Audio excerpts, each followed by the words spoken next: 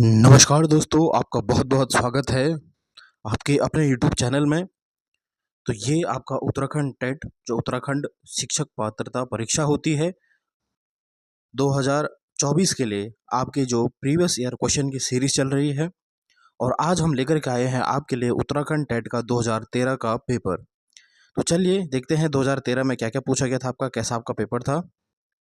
ये आपका बाल विकास के पहले प्रश्न है। सबसे पहला प्रश्न कह रहा है कि कक्षा में बैठने की व्यवस्था कैसी होनी चाहिए? कि जो कक्षा में बैठने की व्यवस्था कैसी होनी चाहिए? यह कक्षा में आयोजित गतिविधियों के अनुसार होनी चाहिए। यह हर रोज एक जैसी होनी चाहिए। बच्चों को एक पंक्ति में बैठाना चाहिए या फिर यह इस तरह होना चाहिए कि वे एक दूसरे से बात ना कर सकें। ठीक है, डी ऑप्शन आपका गलत हो जाएगा कि यह इस तरह की होनी चाहिए कि वह क्या है एक दूसरे से बात ना कर सकें, यह आपका गलत हो जाएगा। सी कह रहा है कि बच्चों को एक पंक्ति में बैठाना चाहिए, ये भी आपका गलत हो जाएगा।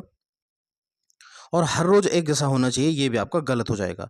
तो केवल एक ही ऑप्शन आपका सही है कि यह कक्षा में आयोजित गतिविधियों के अनुसार आपकी जो होनी चाहिए सिटिंग अरेंजमेंट होनी चाहिए, बैठने की व्यवस्था होनी चाहिए। तो ए ऑप्शन आपका सही आंसर हो जाएगा। अगला प्रश्न है कि अंतर व्यक्तित्व बुद्धि का अर्थ क्या है? आपका मैंने आपको बताया था, बहुबुद्धि सिद्धांत आपका दिया था हार्वर्ड गार्डनर ने, जिन्होंने बताया था कि बच्चे में क्या है 8 प्रकार की बुद्धि होती है। ठीक है, बुद्धि आपका एक थ्योरी भी है, चैप्टर भी आपका, और इससे कहीं आपको प्रश्न पूछे जाते हैं, 1 से 2 प्रश्न आपके पूछे जाते हैं, हर टाइम आपका पूछा जाता है।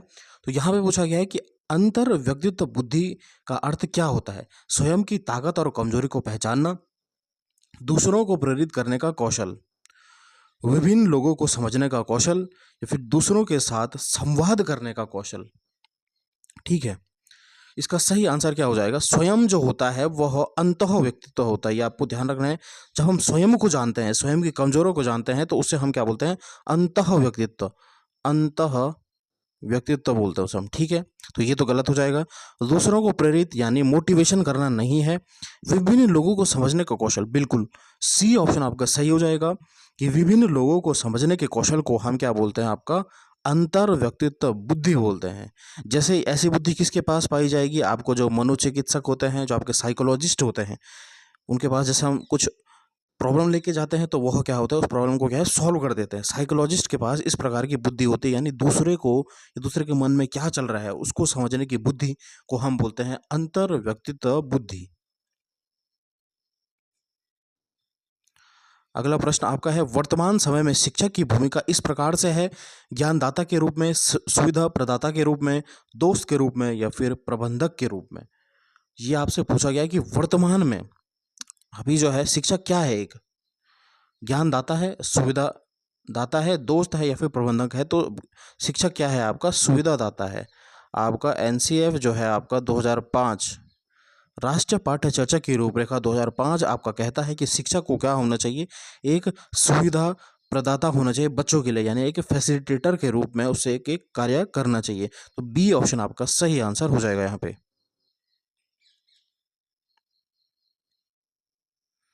अगला प्रश्न है आपका कि आपकी कक्षा में आपको लगता है कि कुछ छात्र बहुत तेजी से सीख रहे हैं और कुछ बहुत धीमी गति से सीख रहे हैं। इस स्थिति में आप क्या करेंगे? ठीक है, यानी आपके जो छात्र हैं, आपकी कक्षा में जो छात्र हैं, कुछ क्या है बहुत अच्छे तरीके से सीख रहे हैं और कुछ क्या है आपके जो है धीमी गति से सीख रहे हैं। तो इस प्रकार से आपको क्या करना चाहिए? तेजी से सीखने वालों को अपनी शिक्षा जारी रखने दें, धीमी गति से सीखने वालों पर कोई ध्यान ना दें, इस बात पर ध्यान ना दें। और डी कह रहा है कि धीमी गति से सीखने वालों को पढ़ाने के लिए तेजी से सीखने वालों की मदद लें। ठीक है, कि आपकी कक्षा जो है वहाँ पे क्या है, कुछ बच्चे जल्दी सीख जाते हैं धीमी गति से और कुछ जल्दी से सीख जाते हैं, कुछ धीमी गति से सीखते हैं। तो इस स्थिति में आप क्या करेंगे? तेजी से सीखने वालों को अपनी कक्षा में जारी रहने देंगे। ठीक है, दूसरा कह रहा है कि कोई ध्यान नहीं देंगे, धीमी गति वालों पे ध्यान नहीं देंगे, तो आपका गलत हो जाएगा। ठीक है, इसका सही आंसर क्या हो जाएगा कि धीमी गति वाली से सीखने वालों को पढ़ाने के लिए तेजी गति से सीखने वालों की मदद करेंगे। हम क्या बोलेंगे? धीमी गति वालों जो जल्दी से सीख रहे हैं उनको क्या है मदद करनी चाहिए, किसकी, धीमी गति वालों की। तो डी ऑप्शन आपका सही आंसर हो जाएगा यहाँ पे। शिक्षण अधिगम प्रक्रिया की दृष्टि से एक अच्छा शिक्षक वह है जो कक्षा में बातचीत बंद करने में सफल हो। बातचीत बंद करना गलत हो जाएगा। बात करने वालों को दंडित, कि अगर बच्चा बात कर रहा है तो बच्चे को दंड करना, जहाँ पे भी आ जाएगा दंड देना, पनिशमेंट देना, गलत हो जाएगा। तटस्थ है, ठीक है, या फिर सोचता है कि बातचीत को सीखने के संसाधन के रूप में इस्तेमाल किया जा सकता है, बिल्कुल सही। डी ऑप्शन इसका सही आंसर हो जाएगा यहाँ पे, कि जो शिक्षक जो होता है वह सोचता है कि बातचीत को सीखने के संसाधन के रूप में इस्तेमाल किया जाना चाहिए। तो डी ऑप्शन आपका सही आंसर हो जाएगा। उसे बच्चों को डांटना नहीं है हमें, ये आपको ध्यान में रखना है।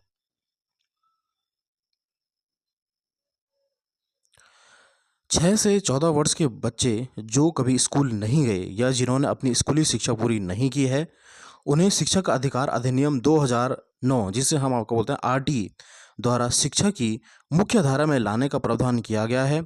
विशेष पाठ्यक्रम लागू करने पर जोर दिया गया है, विशेष प्रशिक्षण लागू करने पर जोर दिया गया है, या फिर उनके लिए अलग स्कूल खोले जाएंगे, या फिर उनके लिए शिक्षकों की नियुक्ति की जाएगी। 6 से 14 वर्ष के बच्चों को निःशुल्क शिक्षा की प्रावधान जो है वह किसने दिया आपको? आरटी 2009 ने, ये भी आपको ध्यान में रखना है। आरटी 2009 जो था यह आपका 1 अप्रैल 2010 को 1 अप्रैल 2010 को पूरे देश में लागू हुआ था। ये भी आपसे पूछा जा सकता है कि आरटी जो है, राइट टू एजुकेशन एक्ट जो है वह क्या है, कब आपका लागू हुआ था? तो 2010 में, 1 अप्रैल 2010 में लागू हुआ था। और जम्मू कश्मीर में ये लागू नहीं हो पाया था, ठीक है, केवल एक राज्य था जहां ये लागू नहीं हुआ था। इसमें लिखा था कि 6 से 14 वर्ष के बच्चों को जो है मुफ्त एवं अनिवार्य शिक्षा मिलेगी। यहाँ पे हमारा प्रश्न पूछा गया है कि जिन बच्चों को स्कूली, मतलब जिन बच्चों ने क्या है अपना जो है स्कूली शिक्षा पूरी नहीं की है, जो 6 से 14 वर्ष के लिए, उनके आरटी क्या प्रावधान है कि विशेष पाठ्यक्रम लागू करने पर जोर दिया गया? नहीं, ये नहीं कहा है। विशेष प्रशिक्षण लागू करने पर जोर, बिल्कुल, उनके लिए क्या है अलग सा एक प्रशिक्षण होगा। तो बी ऑप्शन आपका सही आंसर हो जाएगा। अगला प्रश्न आपके पास कि निम्नलिखित का मिलान करें, यह आपका बुद्धि सिद्धांत है, किसने क्या दिया है, आपसे पूछा गया है। सूची 1 को सूची 2 से आपको मिलान करना है। सूची 1 क्या कह रही है कि यूनिफैक्टर थ्योरी, यानी जो एक कारक सिद्धांत किसने दिया है आपका? तो ये दिया है आपका एल्फ्रेड बिने ने, इसका सही आंसर हो जाएगा। बहुकारक सिद्धांत जो है वह दिया है आपका थ्रस्टन ने, ठीक है। मल्टी फैक्टर थ्योरी से हम बोलते हैं थ्रस्टर ने दी है। फिर आता है समूह कारक यानी ग्रुप फैक्टर थ्योरी जो है वह किसने दी है आपकी? ग्रुप फैक्टर दी है आपकी थॉर्नडाइक ने। समूह कारक ग्रुप फैक्टर थॉर्नडाइक ने दी है। और त्रिआयामी जो है 3 डायमेंशनल या फिर 3D थ्योरी इसे हम बोलते हैं, ये दी आपकी गिलफर्ट ने, ठीक है। सबसे पहले आपको बताया कि यूनिफैक्टर थ्योरी आपकी एल्फ्रेड बिने ने दी है, बहुकारक सिद्धांत आपकी थ्रस्टर ने दिया है, समूह कारक सिद्धांत आपका थॉर्नडाइक ने दिया है, और त्रिआयामी सिद्धांत आपका गिलफर्ट ने दिया है। चलिए अगला प्रश्न देखते हैं।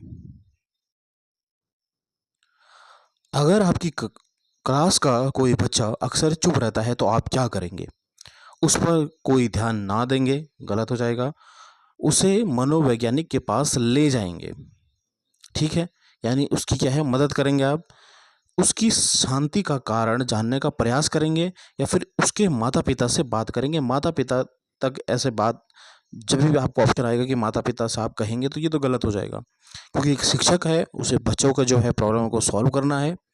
इसका सही आंसर क्या हो जाएगा कि उसकी शांति का कारण जानने का आप प्रयास करेंगे कि बच्चा क्यों शांत है, क्या उसे प्रॉब्लम हो रही है, ये एक शिक्षक का कर्तव्य है। तो इसका सी ऑप्शन आपका सही आंसर हो जाएगा, सी।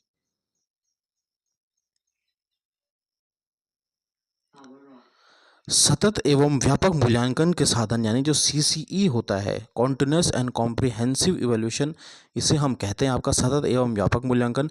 नियमित रूप से मासिक परीक्षण लेना इसे कहा जाता है, या फिर सीखने की प्रक्रिया के दौरान नियमित रूप से शैक्षणिक और सह शैक्षणिक क्षेत्रों का आकलन करना, या फिर कक्षा में विविध गतिविधियों को नियमित रूप से आयोजित करना।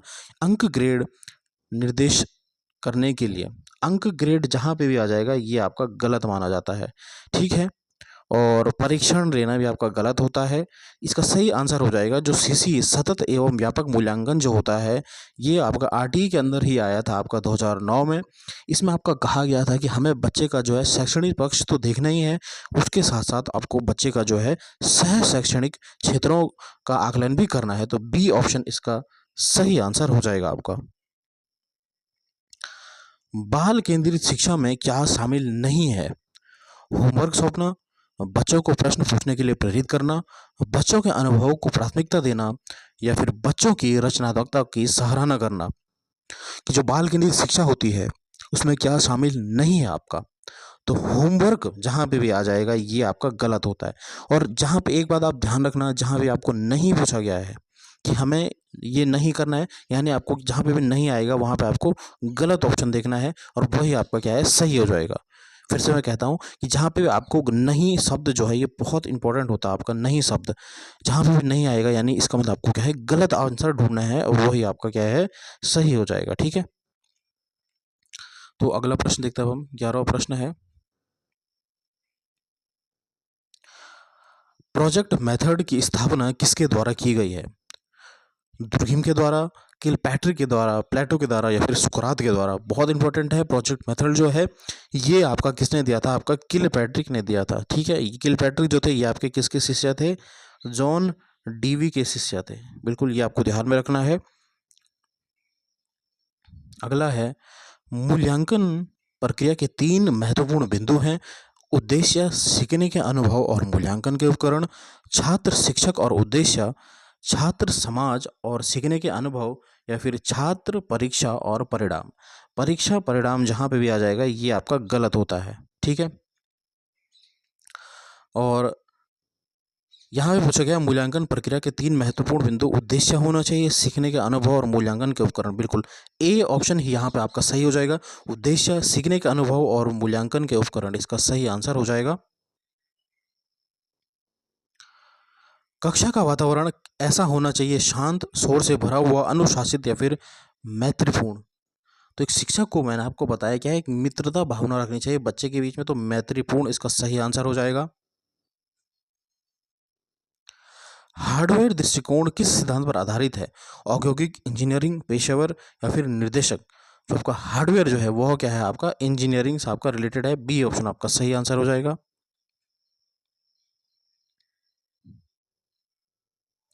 किशोरावस्था में बच्चों को किस प्रकार की समस्याओं का सामना करना पड़ता है?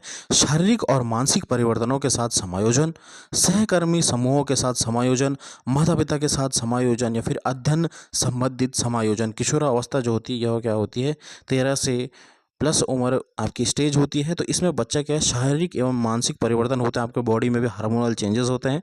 उसकी वजह से क्या है, बच्चा जो है शारीरिक और मानसिक जो है परिवर्तनों के साथ समायोजन नहीं कर पाता है। तो ए ऑप्शन आपका सही आंसर हो जाएगा यहाँ पे। आगे बढ़ने से पहले मैं आपको कहना चाहता हूँ कि अगर आपको ये सेशन पसंद आ रहा है तो प्लीज़ चैनल को सब्सक्राइब ज़रूर करें, आपको ऐसे ही कंटेंट देखने को मिलेगा। इसके बाद आपकी और एमसीक्यू की सीरीज़ भी आएंगी, आपके जितने भी महत्वपूर्ण प्रश्न हैं वो आपको कराऊंगा, लेकिन ये तभी पॉसिबल है जब आप ज़्यादा से ज़्यादा शेयर करेंगे और चैनल को सब्सक्राइब करेंगे। चलिए 16वां प्रश्न देखते हैं अब हम। विद्यार्थियों से किस प्रकार के प्रश्न पूछे जाने चाहिए परीक्षा में? स्मृति और समझ आधारित, वस्तुनिष्ठ, या फिर व्यक्तिपरक, समझ और अनुप्रयोग आधारित, या फिर केवल उद्देश्य?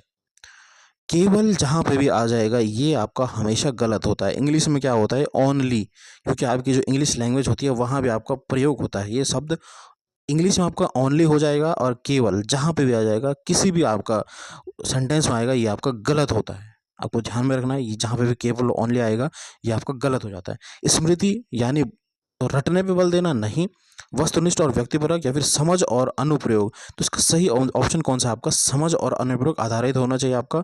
तो सी ऑप्शन आपका सही आंसर हो जाएगा। एक कक्षा में बहुभाषी छात्र है, यह स्थिति छात्रों के बीच समन्वय की समस्या बनाता है, शिक्षण सीखने की प्रक्रिया में बाधा है, शिक्षकों में निराशा होती है, या फिर सीखने का समृद्ध संसाधन है। बहुभाषिकता यानी ऐसी कक्षा जिसमें क्या है, सपोज कोई बच्चा पंजाबी, कोई मलयालम, कोई उर्दू, इस प्रकार की जो कक्षा होती है बहुभाषिकता कक्षा होती है, क्योंकि बच्चा क्या है अलग अलग पृष्ठभूमि से आया है, अलग अलग समाज से आया है, अलग अलग संस्कृति से आया है, तो उसकी भाषा भी अलग होगी। ठीक है, जो व्यक्तित्व भिन्नता होती है वह भी बच्चे में अलग अलग होगी, जिसे हम इंडिविजुअल डिफरेंस बोलते हैं। तो इसलिए क्या होता है, यह एक संसाधन के रूप में काम होता है। यह क्या होता है, मुश्किल पैदा नहीं करता है। अगर बच्चा जो है बहुत दूसरे बच्चे से इंटरेक्ट करेगा, ठीक है, संवाद करेगा, तो दोनों में क्या होगा, एक दूसरे की भाषा का आदान प्रदान होगा। तो बहुभाषिकता जहाँ पे भी आ जाएगा, यह एक संसाधन का काम करती है। तो इसका जो है सीखने का समृद्ध संसाधन, इसका सही आंसर हो जाएगा डी। किसी कक्षा में पढ़ाते समय आपको ऐसा महसूस होता है कि अचानक छात्र वैराग्य लेने लगे हैं, तो आप क्या करेंगे, यानी बोर होने लगे हैं, तो आप क्या करेंगे। छात्र ध्यान मत दो और पढ़ना जारी रखो, पढ़ना बंद करो, छात्रों को ध्यान केंद्रित करने के लिए कहेंगे, या फिर कारण जानने का प्रयास करेंगे। तो इससे पहले भी ऐसा ही प्रश्न आया था कि आप क्या है उसका कारण जानने का प्रश्न करेंगे, तो प्रयास करेंगे, तो डी ऑप्शन आपका सही आंसर हो जाएगा। उपलब्धि भागफल, जिसे हम अचीवमेंट कोशेंट होते हैं, उसका सूत्र क्या है आपसे पूछा गया है।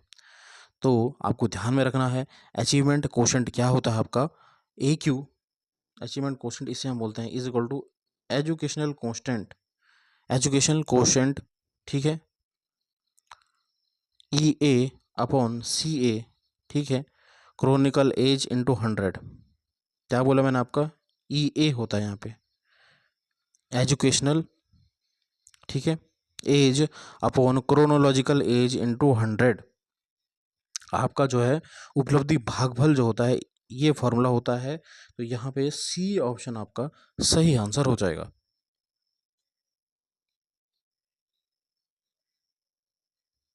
अगला प्रश्न है, उच्च प्राथमिक स्तर पर एक शिक्षक के पास होना चाहिए क्रियात्मक अनुसंधान का ज्ञान, क्योंकि कि उच्च प्राथमिक स्तर पे पूछा गया है आपका जो 6 से 8 कक्षा होती है, वहाँ पे शिक्षक के पास जो है वह क्रियात्मक अनुसंधान का ज्ञान क्यों होना चाहिए, आपसे पूछा गया है कि उनमें बच्चों की समस्या की पहचान करने की क्षमता विकसित होगी और सुधार का कौशल विकसित होगा, वे आत्मविश्वास कर सकेंगे, या फिर वे छात्र को प्रभावी ढंग से पढ़ा सकेंगे, या फिर वे शोध करने का कौशल विकसित कर सकेंगे।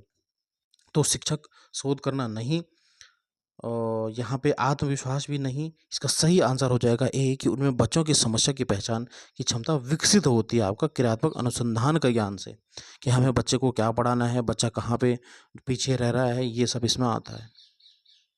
भूख और प्यास है व्यक्तिगत मकसद, जन्मजात, सामाजिक, या फिर अर्जित। भूख और प्यास क्या है आपसे पूछा गया, तो ये क्या आपकी जन्मजात है, क्योंकि आपको भूख और प्यास आपका जन्म से ही लगता है, किसी ने बाहर से तो नहीं डाला आपके अंदर। तो ये क्या हो जाएगा, जन्मजात आपका मकसद है।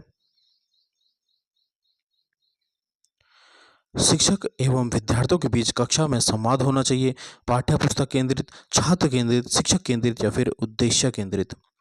तो कैसा आपका जो है शिक्षक एवं विद्यार्थियों के बीच कक्षा में संवाद कैसा होना चाहिए, पाठ्य पुस्तक केंद्रित जहाँ पे आ जाएगा गलत, शिक्षक केंद्रित गलत। इसका आपका सही आंसर हो जाएगा कि आपको छात्र केंद्रित, बच्चा जहाँ पे सेंटर पे रहना चाहिए, ये टीचर है और बच्चा क्या है बीच में होना चाहिए आपकी अधिगम प्रक्रिया में, ठीक है। तो छात्र केंद्रित इसका सही आंसर हो जाएगा। यदि कोई बच्चा हमेशा देर से स्कूल पहुंचते हैं, तो आप क्या करेंगे, उसे डांटेंगे, प्रिंसिपल से बात करेंगे, माता पिता से संपर्क करेंगे, या फिर बच्चे से बात करें और जानने का प्रयास करेंगे। फिर वही क्वेश्चन है कि डांटना नहीं है बच्चे को, गलत, प्रिंसिपल से कहना गलत, माता पिता से संपर्क करना गलत। तो एक ही ऑप्शन बचता है कि उसकी समस्या का आपको जो है समझने का प्रयास करना है, क्यों किस कारणवश वो क्या है स्कूल में लेट आ रहा है।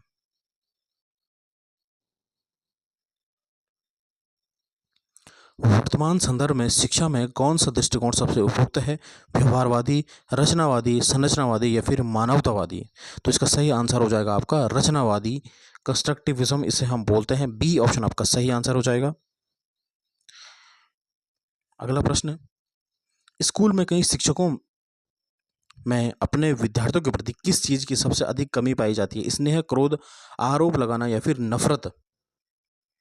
ठीक है, स्नेह की कमी पाई जाती है आपके शिक्षकों में।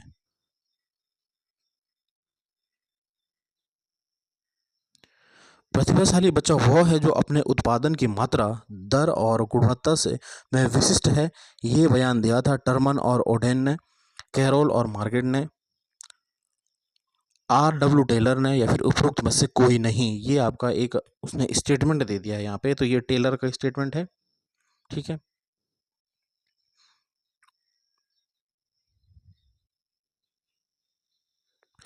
बच्चों की सीखने की प्रक्रिया के दौरान वे कैसा प्रदर्शन कर रहे हैं, इसकी जानकारी उन्हें दी जानी चाहिए। उस कार्य के पूरा होने के बाद, काम के चरण के दौरान लगातार, उस काम के बीच के बाद, या फिर कोई ज़रूरत नहीं है कि बच्चा क्या परफॉर्म कर रहा है, तो हम उसे कैसे बताएंगे, उसके क्या है काम के दौरान। तो बी ऑप्शन आपका सही आंसर हो जाएगा। यदि आपकी कक्षा में सीखने में अक्षम बच्चा है तो आप क्या करेंगे, यानी बच्चा जो है उसे क्या है सीख नहीं पा रहा है, तो आप क्या करेंगे, उस पर ध्यान नहीं देंगे, गलत जवाब होएगा। उसकी प्रकार की विकलांगता का पता लगाने का प्रयास करेंगे और उसे सिखाने का प्रयास करेंगे। बिल्कुल प्रयास करना सही है कि उसे क्या विकलांगता है, उसका प्रकार आप जानेंगे, क्योंकि विकलांगता भी अनेक प्रकार की होती है, और फिर उसे सिखाने का प्रयास करेंगे। उसकी अतिरिक्त कक्षाएं लेंगे नहीं, एक्स्ट्रा क्लास गलत हो जाएगा, उसे बैठाने की व्यवस्था बुद्धिमान छात्रों के साथ करेंगे नहीं। इसका बी ऑप्शन आपका सही आंसर हो जाएगा कि उसकी प्रकार की विकलांगता का पता लगाने का प्रयास करें और उसे सीखने का प्रयास करें, उन्हें सिखाने का प्रयास करें। एनसीएफ 2005 के अनुशंसा के संबंध में कौन सा कथन सत्य नहीं है? विश्वविद्यालयों को राजनीतिक से मुक्त रखना, ज्ञान को बाहरी जीवन से जोड़ना, राष्ट्र के लोकतांत्रिक मूल्यों का सम्मान करना, या फिर परीक्षा में लचीलापन। तो कौन सा आपका नहीं है, आपसे पूछा गया है। तो ज्ञान को बाहरी जीवन से जोड़ना आपका एनसीएफ, जो मैंने आपको बताया, राष्ट्रीय पाठ्यचर्चा रूपरेखा 2005 में आई थी। ठीक है। इसमें लिखा गया था कि हमें क्या है, आपका जो क्लास तक ही नहीं केवल बच्चों को रखना है, बाहरी जीवन से जोड़ना है, फिर लोकतांत्रिक मूल्यों का विकास करना है, बिल्कुल। और परीक्षा कैसी होनी चाहिए, लचीली होनी चाहिए, कठोर नहीं होनी चाहिए। ये नहीं कहा था आपके विश्वविद्यालय को राजनीतिक से मुक्त करना, ये नहीं कहा था आपका। तो ए ऑप्शन आपका सही आंसर हो जाएगा। एनसीएफ पे आपके बहुत प्रश्न पूछे जाते हैं आपका। अंतिम प्रश्न आपका है कि बच्चे के भाषा विकास के लिए यह आवश्यक है, उन्हें अपने विचार व्यक्त करने का अवसर दें, भाषा कौशल विकसित करने वाली गतिविधियां आयोजित की जानी चाहिए, या फिर लिखने, पढ़ने, बोलने और सुनने का अभ्यास करें, या फिर उपयुक्त सभी। ठीक है। तो क्या इसका सही आंसर हो जाएगा कि उन्हें अपने विचार व्यक्त करने के अवसर देना सही हो जाएगा। भाषा कौशल जो है, बच्चे की 4 भाषा कौशल होती है, लिखना, पढ़ना, बोलना, सुनना, जो यहाँ पे है। ठीक है। ये आपका विकसित करना, बिल्कुल इन्हें हम भाषा कौशल बोलते हैं। जितने भी आपके भाषा कौशल हैं, अभ्यास करें, बिल्कुल सही। तो उपयुक्त सभी इसका सही आंसर हो जाएगा। डी ऑप्शन आपका सही आंसर हो जाएगा। तो स्टूडेंट्स, कैसी लगी आपको ये क्लास, ज़रूर कमेंट करें, और इसी तरह आपके जो हैं एमसीक्यू आते रहेंगे। चैनल को सब्सक्राइब करें और शेयर करें ज़्यादा से ज़्यादा अपने दोस्तों के साथ। धन्यवाद। जय हिंद।